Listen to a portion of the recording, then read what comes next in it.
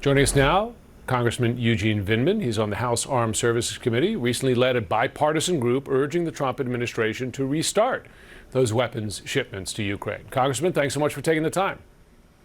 Thanks for having me, Jim. So first of all, before I get to the 50-day deadline, do you welcome President Trump's decision to resume arms sales to Ukraine via Europe? Really, I suppose, with Europe footing the bill, but those weapons at least finding their way to Ukraine?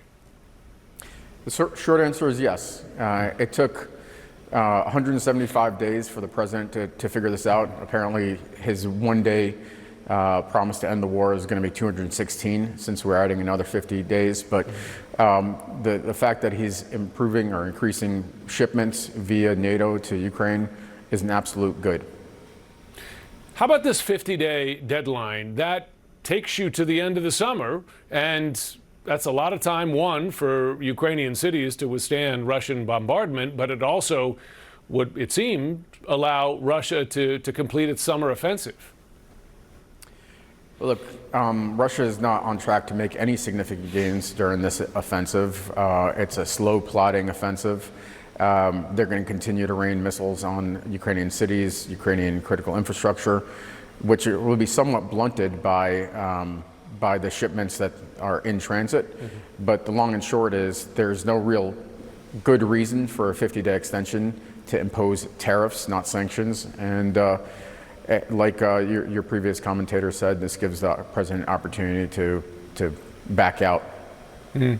Tell me about the formula that Trump has struck on here, which is that NATO members buy the weapons from the U.S. and then send those weapons on to Ukraine, which means it's not a U.S. appropriation or gift to Ukraine, but it is it's a Europe footing the bill and American defense contractors getting those contracts. Is that a good, is it an acceptable formula in your view to get American weapons there?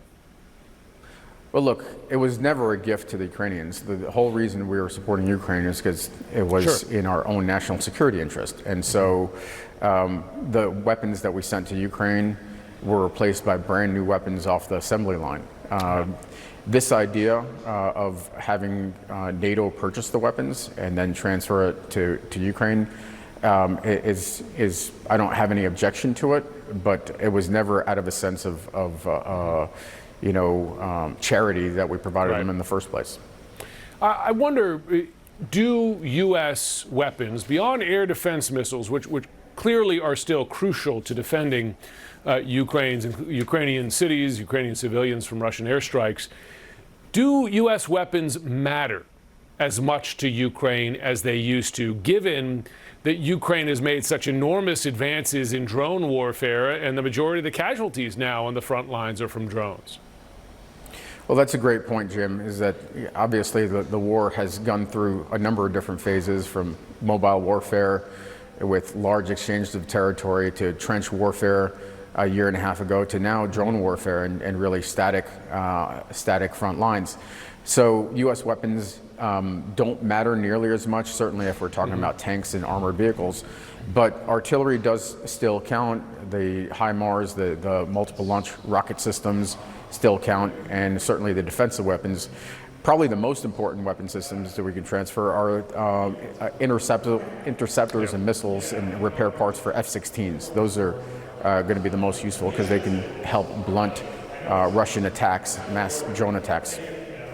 I wonder if this could also be a model for NATO going forward, because I'm sure you've heard, as I have, from NATO member countries, officials, leaders, etc. And some of these have been public comments, concerns that the U.S. will no longer lead in Europe's defense and might very well leave Europe's defense entirely to Europe itself.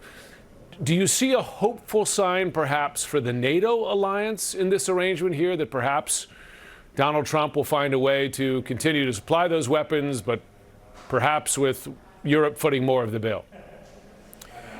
Well, look, what we've seen from this administration is sort of a slow, plodding learning process. In the beginning, the president thought he was going to end the war, considered Russia a friend, and was frankly abusing our allies and partners, including Ukraine. And now he's starting to realize what most observers and those knowledgeable in national security establishment knew, that Russia is not our friend, and that NATO is an important player, an important aspect of our own national defense. And so it's a slow, painful to watch learning process, and this is not even the president's first term, but it seems like, and the proof is in the pudding, but it seems like the president and the administration may ultimately be learning something. And do you see an emerging Trump vision? In the wake of the Iran strikes, you had J.D. Vance say there's a Trump doctrine in those strikes, but it seemed that his description of the Trump doctrine was very tailored to the Iran situation: single military strike, move on to negotiations, etc. You can't do that. You certainly can't do that with the Ukraine war. You might not be able to do that with, say, a war over Taiwan. Do you see a clear Trump approach to the world, Trump foreign policy? The short answer is no. In fact, you can't even tell sometimes who's in charge of the government and national security establishment.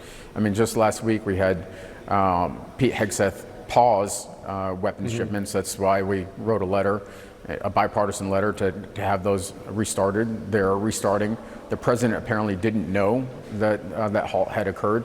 And so there seems to be a complete lack of coordination. The absence of National Security Council, that coordinating function, implementing policy. And I don't see a policy yet. I don't see a vision for this administration on national security and international relations. Congressman Eugene Vindman, thanks so much for joining the show. Thanks, Jim.